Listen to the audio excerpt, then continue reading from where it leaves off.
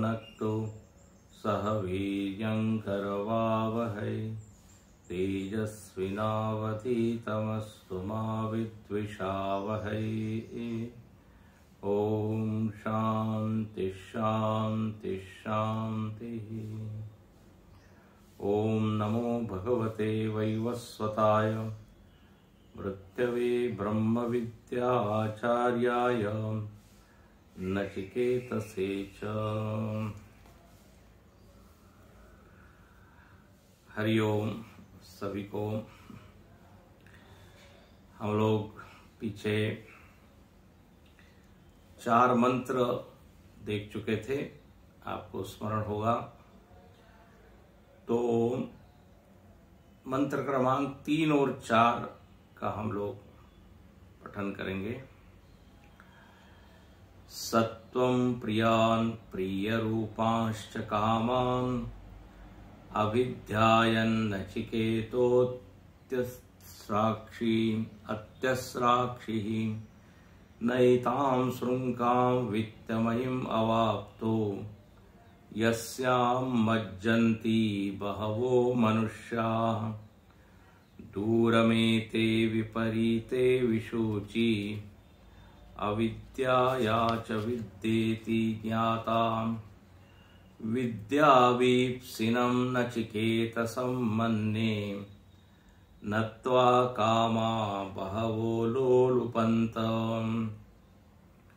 अविद्यायामन्तरे वर्तमानाः स्वयं धीरा पंडितं मन्यमानाः दन्द्रम्यमाणा पर्यन्ति मूढा अंधेनैव नीयमाना यथान्धाः।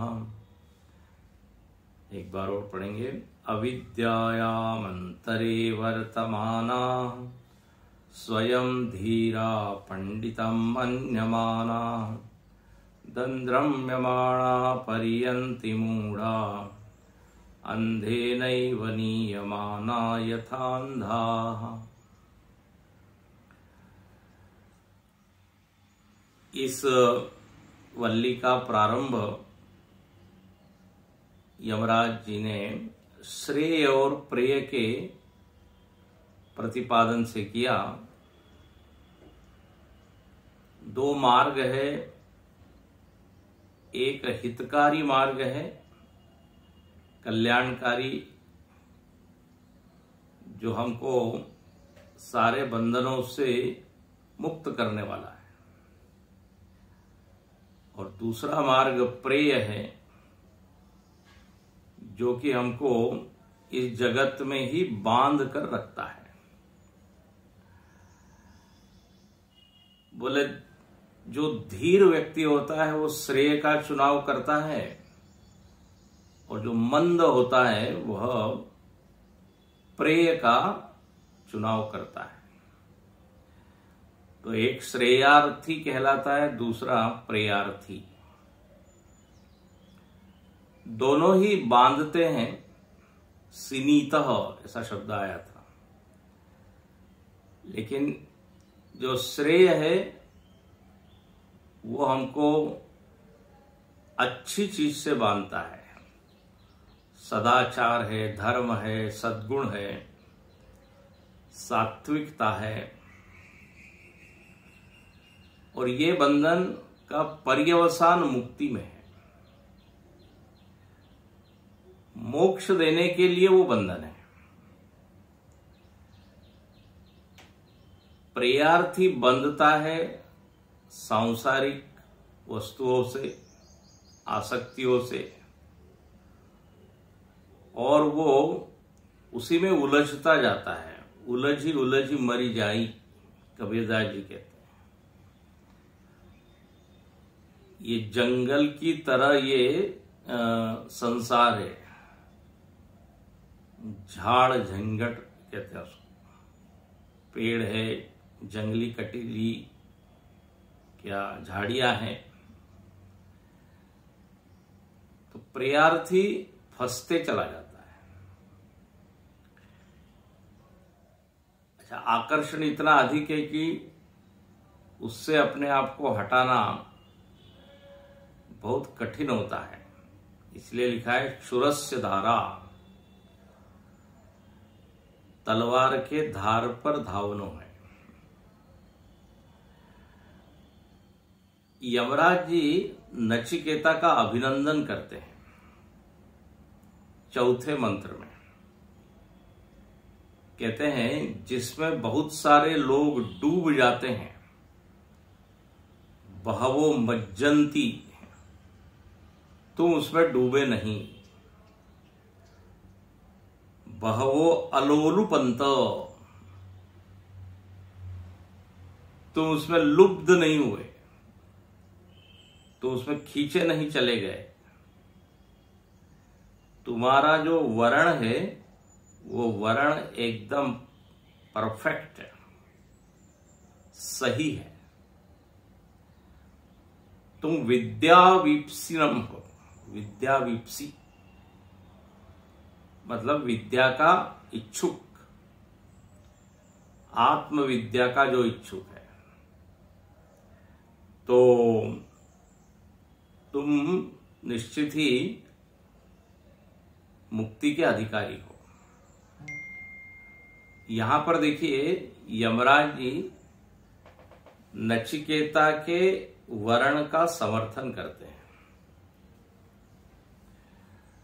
कई बार हम देखते हैं कि समाज में लोग जो है इस वर्ण का विरोध करते हैं, सहमत नहीं होते, विचलित करते हैं। अच्छा, ये विचलन जो है वो आवश्यक है। यदि कोई इस मार्ग की ओर जा रहा है, लोग यदि उसको उससे हटाने का प्रयत्न कर रहे हैं, तो ये एक घटना आवश्यक है। बोले आवश्यक क्यों है? आवश्यक इसलिए कि वर्ण कितना दृढ़ है ये तभी समझेगा जब कोई विचलित करने के बावजूद भी अविचल बना रहे, तभी तो माना जाएगा ना कि उसका वर्ण पक्का है। तो शास्त्रों में ये प्राय हम देखते हैं कि अब ध्रुव जी जा रहे थे तो नारद जी ने विचलित किया। स्वयं यहां पर नचिकेता को यमराज जी ने विचलित किया पहले। बोले अरे ये छोड़ो, आत्मा वगैरह, ये देवता लोग भी इसको नहीं प्राप्त कर सकते, तो तुम तो एक सामान्य मर्त्य लोक के वासी।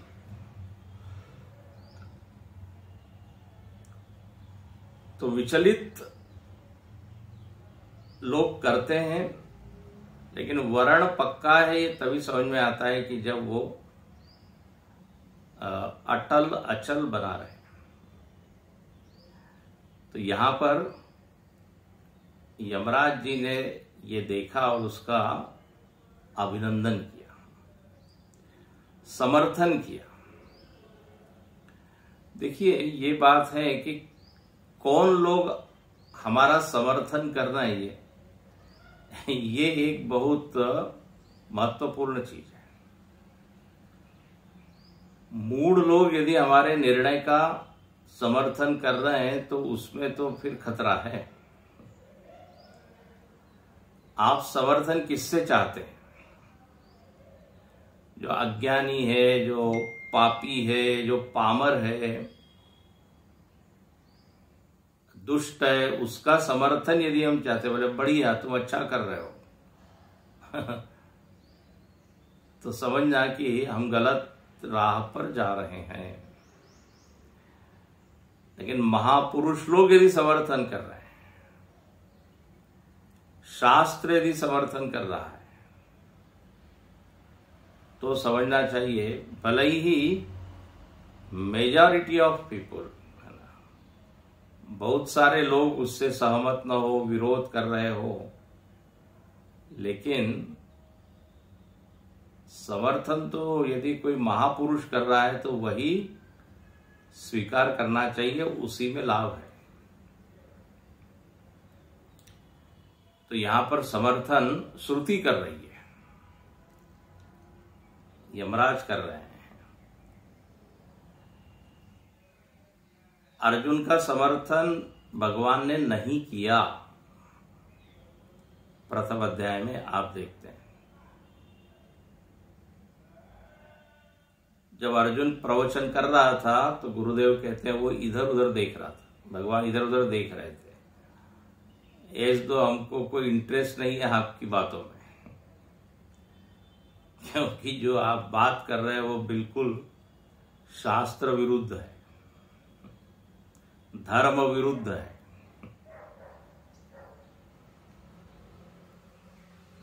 अर्जुन भी समझ गया और फिर वो शरणागत हुआ। फिर बोले आपका जो मत है वही फिर हम मानेंगे। हालांकि भगवान ने अंत में स्वतंत्रता दी थी उसको, यथेच्छसि तथा कुरु, लेकिन उसने कहा करिष्ये वचनम तव।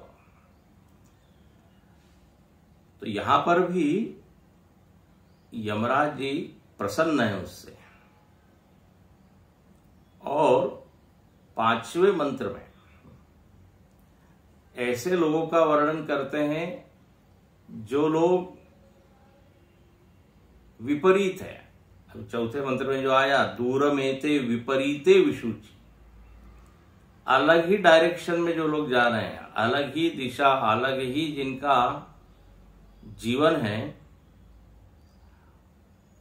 यहां पर यमराज जी मानो कि उनकी तरह हंसी उड़ाते हैं और कहते हैं कि नचिकेता, हाँ, तुम जो हो इनसे अलग हो। अच्छा, कौन लोग हैं जो नचिकेता के वर्ण के विपरीत, जिनका वर्ण है या समझ है या सोच है? तो यहां पर लिखते हैं अविद्यायाम अंतरे वर्तमाना। कुछ लोग अविद्या के भीतर ही वर्तन करते हैं, वर्तमाना, वर्तमान वर्तन कर रहे हैं। यहां वर्तमान मतलब प्रेजेंट टेंस नहीं, वृत्त धातु से वर्तन, वृत्ति, आवर्तन, ये सब शब्द बनते हैं। तो वर्तन करते हैं लेकिन अविद्या में पूरी तरह फंसे हुए हैं, अविद्या के भीतर हैं। और उनको क्या लगता है? उनको लगता है बिल्कुल वो तो महाराज एकदम ज्ञानी है, पंडित है। इसलिए स्वयं के बारे में उनकी मान्यता क्या है? स्वयं के बारे में उनकी समझ है कि हम लोग धीर हैं, विवेकी है, हमारा जो चुनाव है वो बिल्कुल सही है। और धीर है, धीर का अर्थ विवेकी भी होता है। पीछे हमने देखा धीमंतः, जो निर्विकार बना रहे हैं, विकार के निमित्त होने पर भी वो है धीर। मतलब ये महापुरुष का लक्षण है धीर। तो स्वयं को वो महापुरुष मानते हैं। बोले हम एकदम, हमको ये सब पढ़ने की आवश्यकता नहीं है, हम जानते हैं हम क्या है, जीवन के रहस्य को जानते हैं, लक्ष्य को जानते हैं। इसलिए आगे का शब्द देखिए, पंडितम मन्यमानाः, अपने आप को पंडित मानते हैं। हमको उपदेश की जरूरत नहीं है, आप बैठिए, आपको हम सुना देते हैं, इच्छा हो तो हम बताते हैं जीवन में सुख कैसे मिलेगा और भगवान क्या है, मैं कौन हूं। पंडित है, हम ज्ञानी हैं, ऐसी उनकी स्वयं के बारे में मान्यता है। तो दो चीज हो गई, धीर है, पंडित है। अच्छा, अब बात यह है कि पंडित है, ठीक है, तो हो सकता है वो वास्तव में हो पंडित। यदि उनको लग रहा है और वो मान रहे हैं, तो बोले पंडित का जो लक्षण है वो जब तक घटेगा नहीं तब तक नहीं मानेंगे हम आपको पंडित। आगे अभी भाष्य में देखेंगे, अभी केवल मंत्रार्थ देख रहे हैं। पंडिताई का लक्षण है सुख, आनंद, लेकिन यहां पर क्या उनकी स्थिति हो रही है? पंडित के लक्षण बिल्कुल उनमें घटित नहीं हो रहे हैं, मान तो रहे हैं पंडित। क्या लक्षण उनके हैं? दंद्रम्यमाणा परियंती, वो कुटिल गति को प्राप्त हो रहे हैं, अनर्थ को प्राप्त हो रहे हैं। अनेक जहां झंझट है, संकट है, परेशानियां है, दुख है, तो वाह वाह, ऐसी पंडिताई क्या काम की, बधाई हो। पंडित बनने के बाद यदि कुटिल और इसी तरह की अनर्थकारी गति में यदि जाना पड़ रहा है, तब तो इस पंडिताई का कोई समर्थन करेगा क्या? इस विद्वत्ता का। और श्रुति और इसमें जोड़ती आगे, इतना ही नहीं कि वो स्वयं मूढ़ है, बल्कि वो दूसरे को भी इसी मार्ग में लगा देते हैं। उनके गुरु भी अंधे हैं और स्वयं भी अंधा है, और कहते हैं बस यही सही है। देखो ये वाक्य बड़ा प्रसिद्ध है, अंधे नैव नीयमाना यथा अंधा। वो कुटिल गति या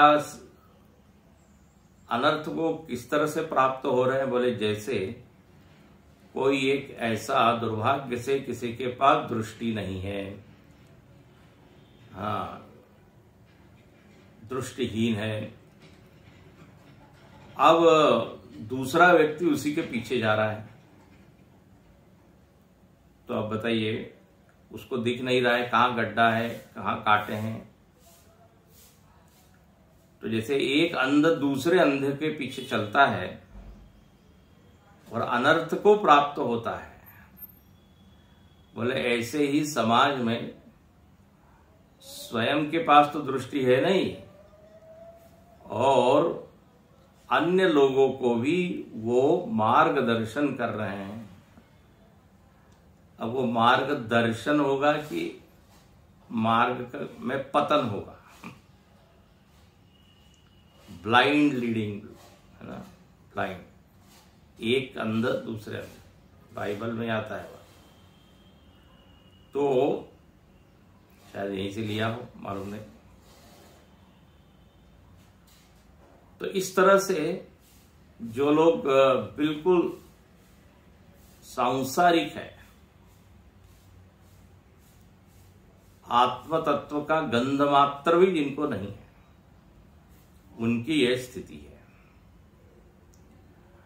अब यहां पर देखिए भाष्यकार ऐसे लोगों के लिए एक विशेषण देते हैं।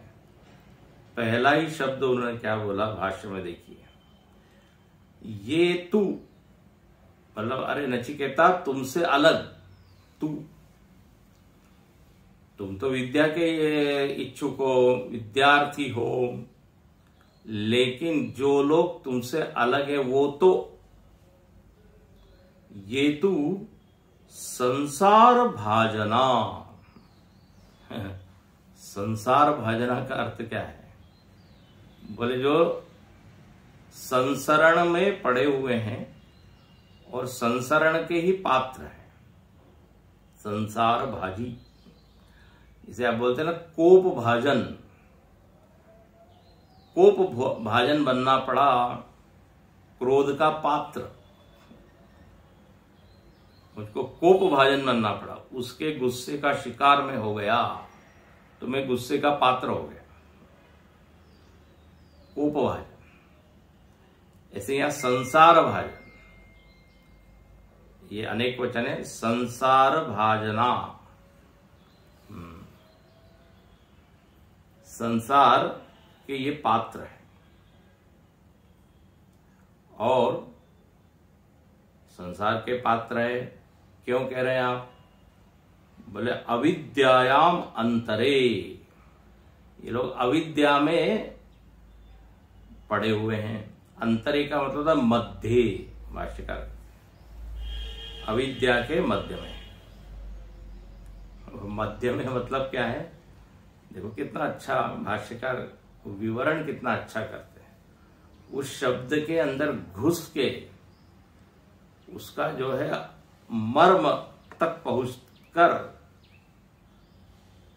इतना खोल के रख देते हैं। कहते हैं मध्य मतलब घनीभूत इव तमसी वर्तमाना वेष्टमाना।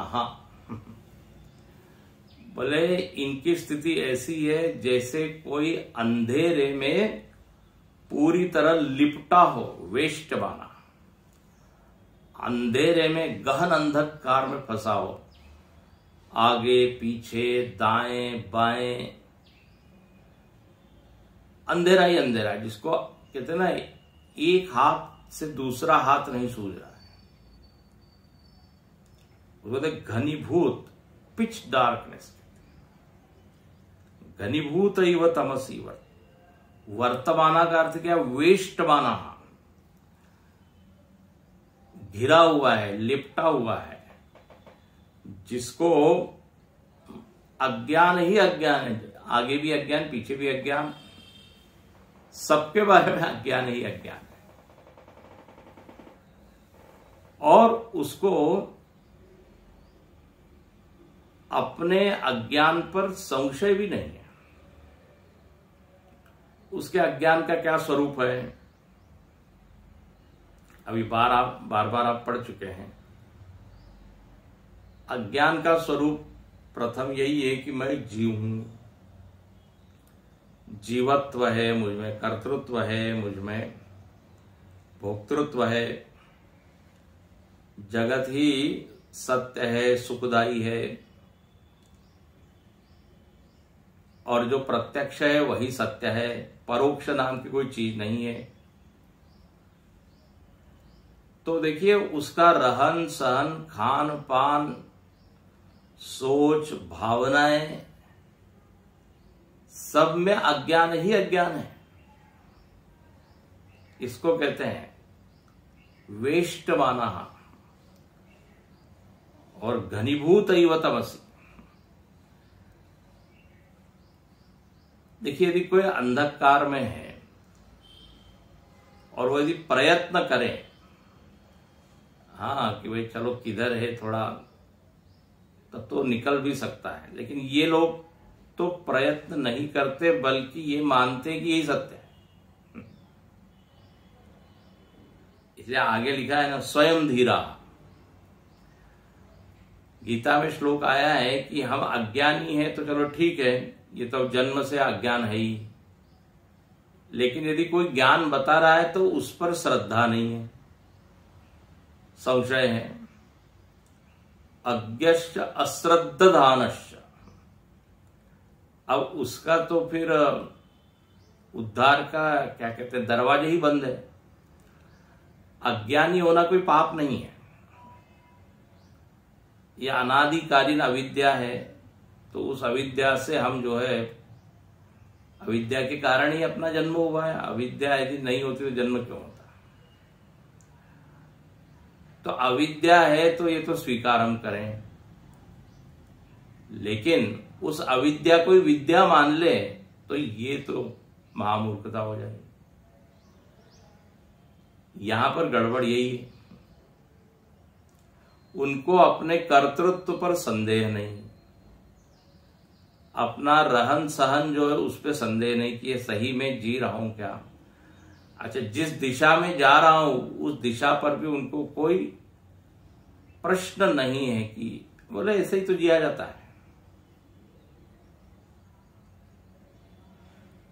तो अब ऐसे व्यक्ति का कल्याण कैसे होगा? जो रोगी है वो स्वीकार ही नहीं कर पा रहा है कि उसको रोग है, तो उपचार कैसे होगा?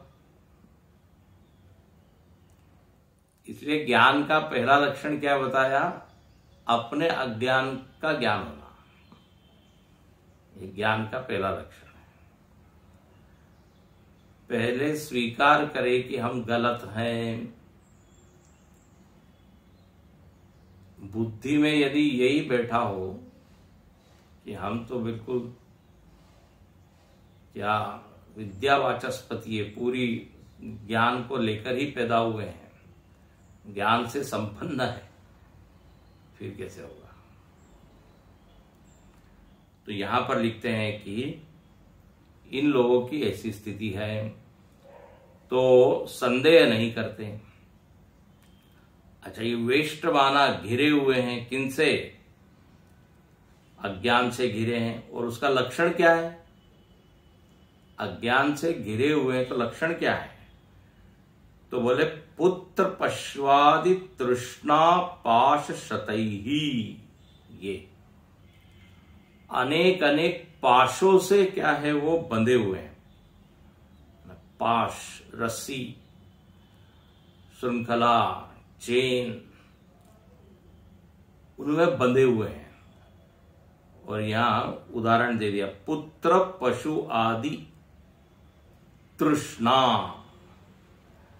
इन चीजों में जो तृष्णा है, जो प्यास है, जो आसक्तियां हैं, बोले वही पाश है। 16वें अध्याय में भगवान ने आसुरी संपत्ति का वर्णन किया है, तो उसमें बोलते हैं, बिल्कुल वही शब्द यहां उठा लिया है, आशा पाश शतैर बद्ध। आशाओं के पाश है वो, दो चार नहीं, सैकड़ों, शतैही। कहां ये आसक्ति के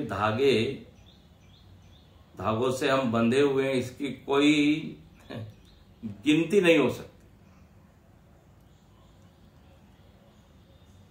हजारों चीजों में अपना मन फंसा हुआ है, धसा हुआ है, अटका हुआ है, उसे कहते पाश। रामायण में इसको बोला है ममता, मेरा मेरा। सबके ममता ताग बटोरी, मम पद मन ही बांधी बर डोरी। पिछले प्रवचन में हम बता रहे थे, जैसे पक्षी के पैर में धागा बांध दिया जाए तो वो उड़ नहीं पाता है, उड़ता है ऐसा नहीं है, लेकिन 2-4 फीट फिर वापस नीचे आ जाता है। खुले आकाश में स्वतंत्र होके वो नहीं विचरण कर पाता, उसके पैर में धागा है। बोले हम लोगों के भी मन में ऐसे धागे बहुत बंधे हुए हैं, उसको ममता के धागे कहते हैं, मेरा मेरा।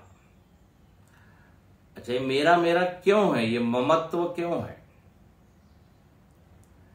तो देखिए, ये ममता में 2-3 चीजें हैं। ममत्व से हमको लगता है अपना अस्तित्व सुरक्षित है। ध्यान से सुनना, मेरा घर है, मेरा पैसा है, तो उसमें एक तरह की हमको एक निश्चिंतता लगती है, सुरक्षितता लगती है। मेरा कुछ ही नहीं हो तो कितना डर लगता है, कितनी चिंता होती है। मेरा घर जा रहा है, मेरे लोग जा रहे हैं, मेरी वस्तुएं जा रही है, तो व्यक्ति बिल्कुल ऐसा अनाथ और असहाय की भांति दुखी होगा, परेशान होगा। बोले अब जीवन कैसे जिएंगे? न मेरे पास वस्त्र है, न छत है, न घर है, न। तो ममता अनेक चीजों में हमारी होती है, उससे एक तरह का हम सेफ फील करते हैं, सुरक्षा। जब तक वो चीज मेरी नहीं होती तब तक असुरक्षित महसूस करते। साधारण सा उदाहरण है, कई बार आपको दिया भी होगा कि ट्रेन में जब आप चढ़ते हो तो जब तक सीट, मेरी सीट मिल नहीं जाती मुझको, तब तक वो यात्रा बड़ी बेचैनी पैदा करती है। अरे मेरे सीट पे बैठा हुआ है, टीटी को ढूंढते हैं। कोई भी काला कोट वाला दिखा तो हमको लगता है टीसी है, हमारी दृष्टि अरे देखो आ गया। तो ऐसा क्यों है? क्योंकि जब मेरी सीट मिल जाएगी तो फिर यात्रा सुखद होगी।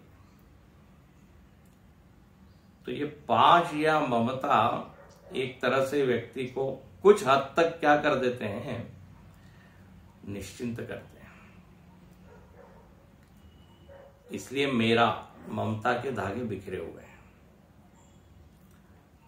इसी को दूसरे शब्दों में आसक्ति भी बोलते हैं, प्रेम बोल देते हैं।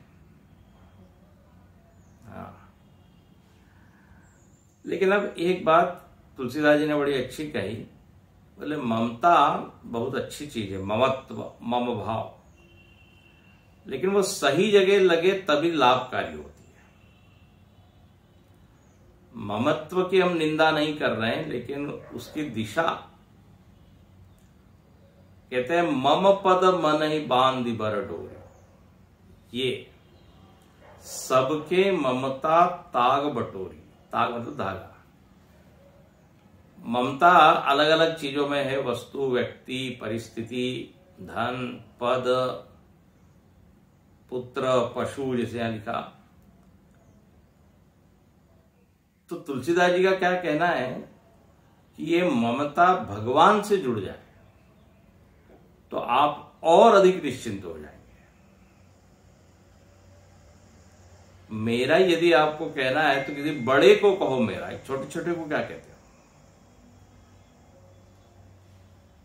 इसलिए तुलसीदास जी कहते हैं, या जग में जहां लगिया तनु की, प्रीति प्रतीति सगाई, ते सब तुलसीदास प्रभु ही सो, हो ही सिमिट इकठाई।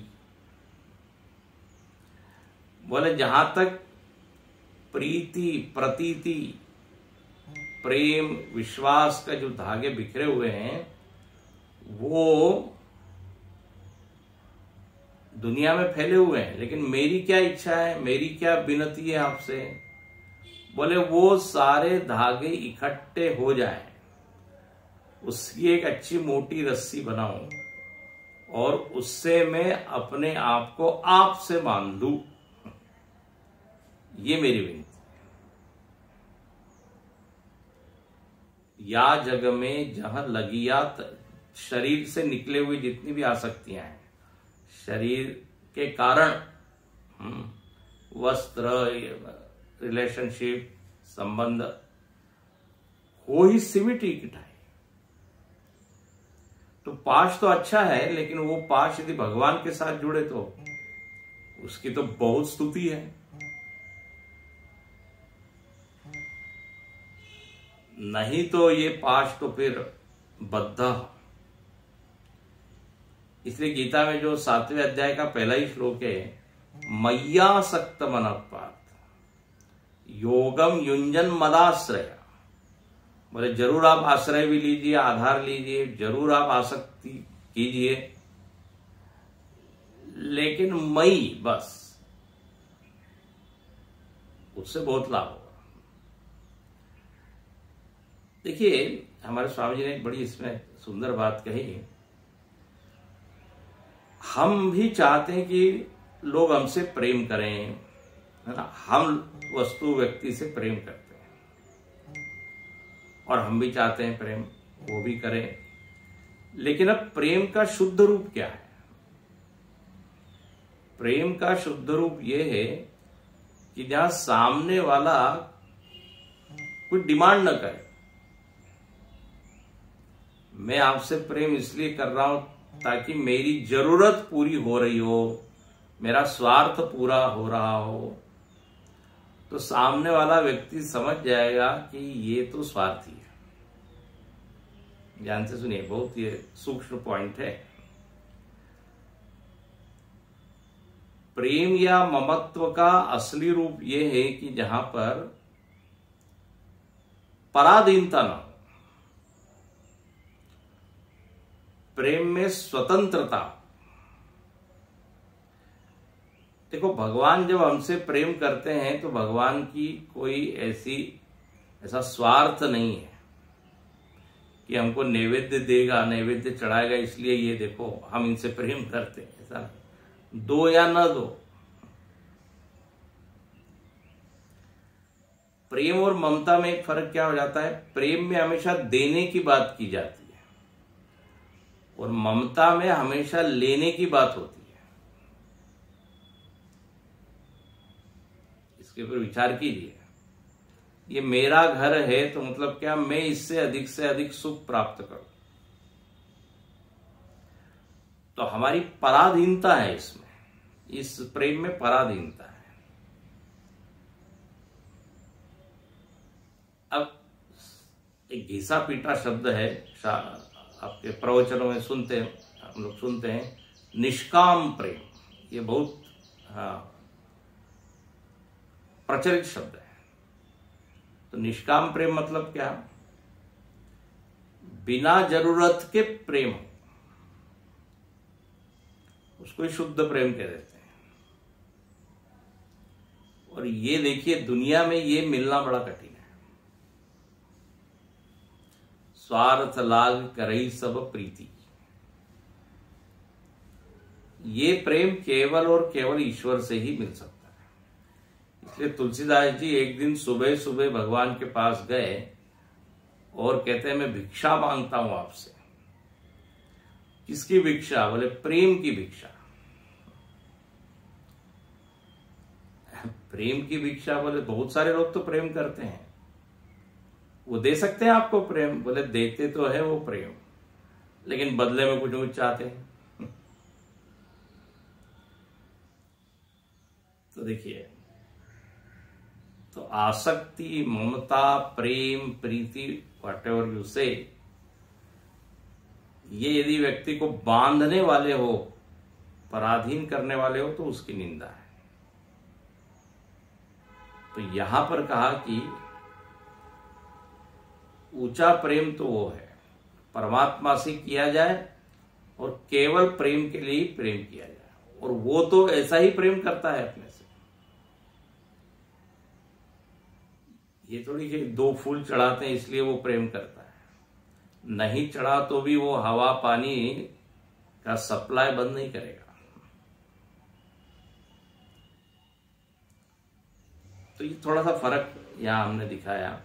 यहां लिखते हैं कि पुत्र पशु इत्यादि में हम जो फंसे हुए हैं, ममता तरुण तमी अंधियारी, राग द्वेष उलुक सुखकारी। ममता रूपी रात्रि में राग द्वेष रूपी उल्लू बड़े सुखी होते हैं। उल्लू को जो है रात्रि प्रिय है, तो राग द्वेष को भी आसक्ति बड़ी प्रिय है, इसमें ये बड़े सुरक्षित रहते हैं। तो कहते हैं ये जो जीवन है ये अज्ञानी का जीवन, जो अज्ञान से क्या है, घिरा हुआ है।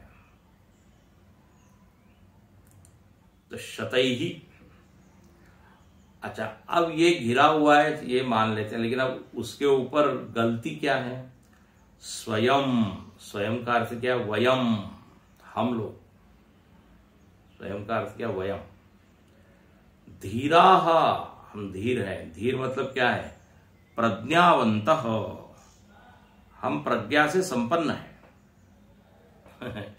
प्रज्ञा की कोई आवश्यकता नहीं है, हमको किसी का उपदेश सुनने की आवश्यकता नहीं, पुस्तक पढ़ने की आवश्यकता नहीं, बल्कि आपको हम प्रज्ञा दे सकते हैं।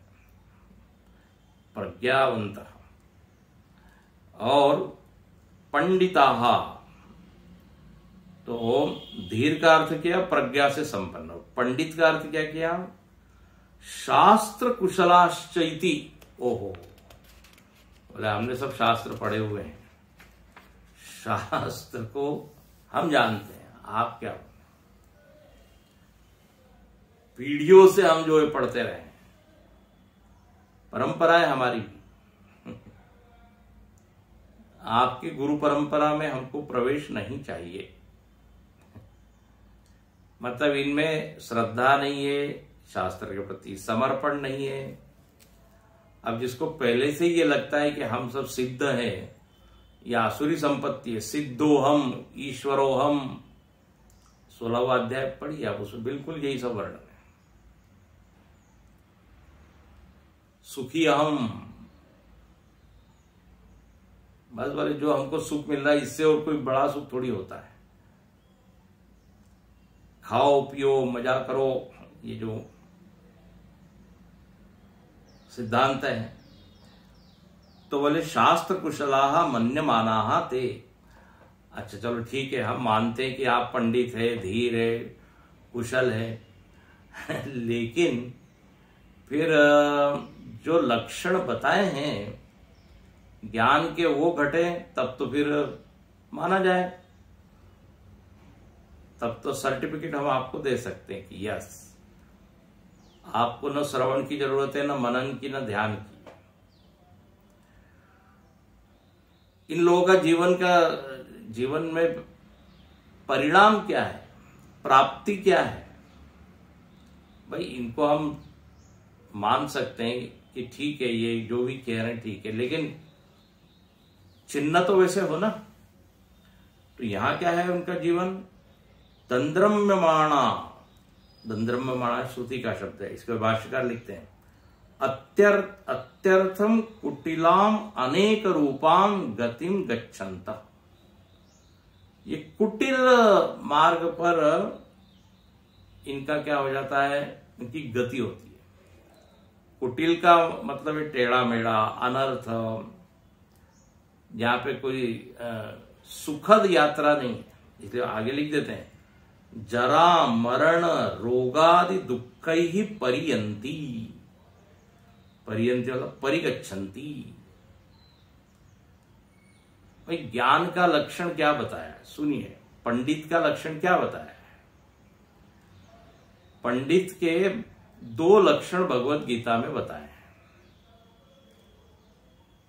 पंडित के पहला लक्षण बताया गतासून गतासूश्च नानुशोचन्ति पंडिता। शुरुआती है ये, बिल्कुल मंगलाचरणी है, उपक्रम जिसको कहते हैं, प्रारंभ भगवत गीता का। बोले जो गए हुए के ऊपर शोक नहीं करता, जो चला गया, जो बीत गया, और अगतासून भविष्य को लेकर भी जो दुखी नहीं होता। सो द फर्स्ट साइन क्या है, पहला चिन्ह, न अनुशोचन्ति।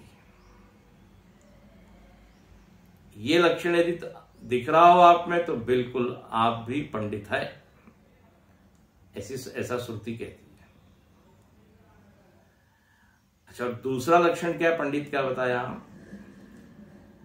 पंडिता समदर्शिनः। पंडित लोगों का जब भी वर्णन आया है समदर्शिनः, समलोष्टाश्व कांचन, शीतोष्ण सुख दुखेशु, ये लक्षण बार बार आता है गीता में। समत्वम योग उच्चते, योगी किसको कहा? सिद्ध साधक किसको कहा? जो सिद्ध हो गया, उसमें ये लक्षण घटना चाहिए। विषम दृष्टि यदि है, एक अच्छा एक बुरा, एक मेरा एक तेरा है, बोले ये तो फिर सामान्य बात है। राग द्वेष से ग्रस्त, पक्षपात से ग्रस्त। तो अब यहां पर पंडित तो है, लेकिन इनकी गति तो यही सब हो रही है। कोई डॉक्टर अच्छा है, ध्यान से सुनना,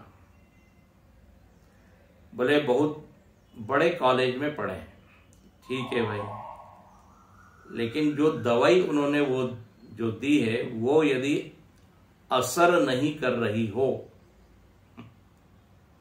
उसका परिणाम स्वास्थ्य की प्राप्ति में नहीं हो रहा है, तो वो जो दवाई लिखी है उन्होंने उसको आप सही मानेंगे क्या? भले ही वो बड़े कॉलेज की डिग्री उनके पास है, चिन्ह या लक्षण तो घटना चाहिए ना।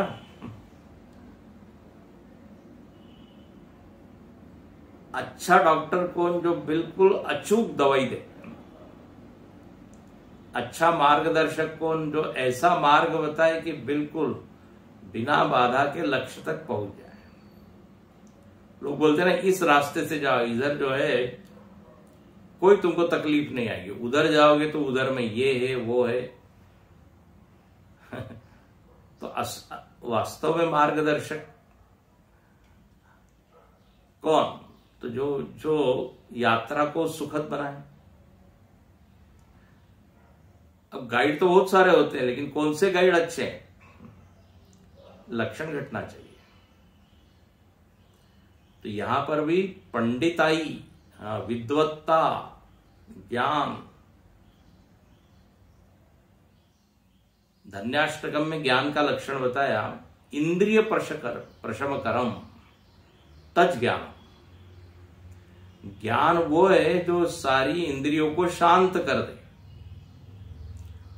इंद्रियों की बेचैनी, चांचल्य, बहिर्मुखता,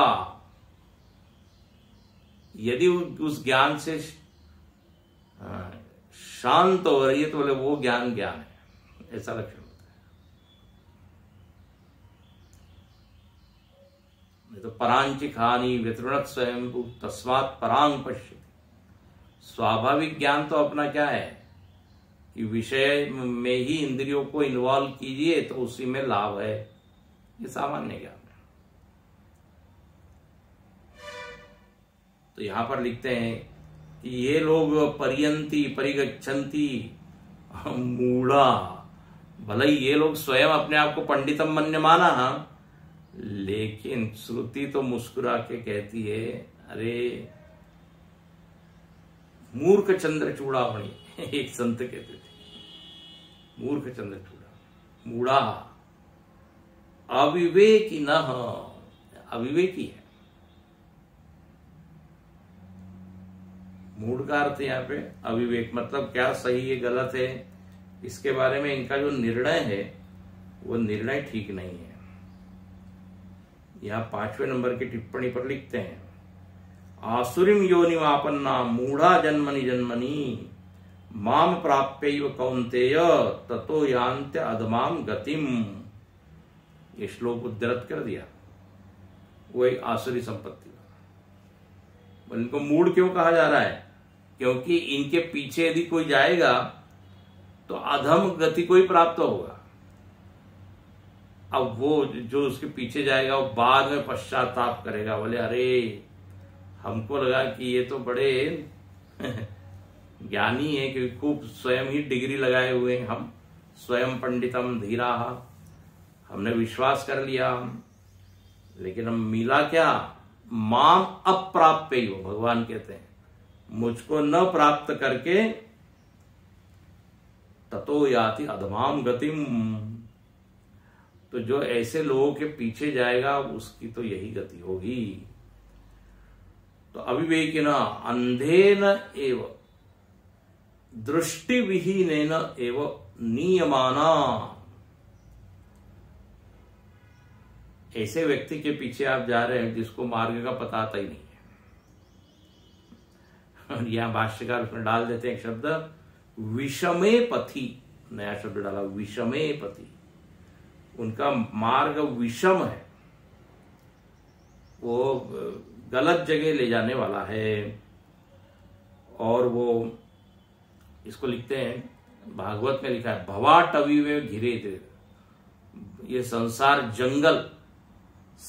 जंगल में भटकाने वाले हैं। कई बार होता है ना, किसी मार्ग पूछते बोले हाँ इधर से जाओ, इधर चले जाओ, ऐसे चले जाओ, खुद को मालूम ही नहीं होता, लेकिन उसको लगता है कि उसको मालूम है, और जो उसके ऊपर विश्वास कर देता है फिर कहता है अरे ये, फिर दूसरे व्यक्ति से पूछता है बोले किसने बताया आपको ये मार्ग? बोले वो खड़ा था। तो स्वयं दृष्टिहीन दूसरे को भी भटका रहे हैं। तो ऐसे बहुत सारे लोग हैं, ऐसे गुरु लोग बहुत बैठे हुए हैं। यथा बहवो अंधा, बहव बहव का अर्थ क्या? अंधा। महांतम अनर्थम वृक्षन्ति तद्वत्। श्रुति ने क्या लिखा है? यथा अंधा। भाष्यकार ने डाल दिया उसमें बहवो, सही गुरु मिलने वाले कम है, विद्यायाम अंतरे वर्तमाना कम है, अविद्या वाले ज्यादा लोग हैं। तो इस तरह यहां श्रुति मानो की सावधान कर रही है और कह रही है आप परख लीजिए, जांच लीजिए। लक्षण यदि तुरंत दिखे कि अरे अरे कुछ गड़बड़ हो रहा है, इसका मतलब मार्ग गलत है। कई बार होता है ना, योग इत्यादि करते हैं लोग, प्राणायाम इत्यादि, और जो लक्षण बताया वो ना देख कुछ विपरीत ही लक्षण घट रहे हैं उसमें। सिर दर्द बंद होने के बजाय सिर दर्द और बढ़ गया, अरे बोले कुछ गड़बड़ है, आपने ठीक से नहीं किया, जिसने बताया वो ठीक से नहीं बताया। तो यहां पर कहते हैं स्वयं धीरा पंडितम मन्यमाना, लेकिन उस पंडिताई या विद्वत्ता का परिणाम उनमें न होने के कारण वो पंडिताई या विद्वत्ता अज्ञान से युक्त है। और श्रुति एक और श्लोक बोल देती है, एक और मंत्र, बोले ये लोग बाल है, बाल, बच्चे हैं। इसको पढ़ते हैं, कल देखेंगे। न सांपराय प्रतिभाति बालम प्रमाद्यंतम वित्तमोहेन मूढ़म अयम लोको नास्ति पर इति मानी पुनः पुनर्वशमापद्यते में। न सांपराय प्रतिभाति बालम, इनको ठीक से मालूम नहीं है।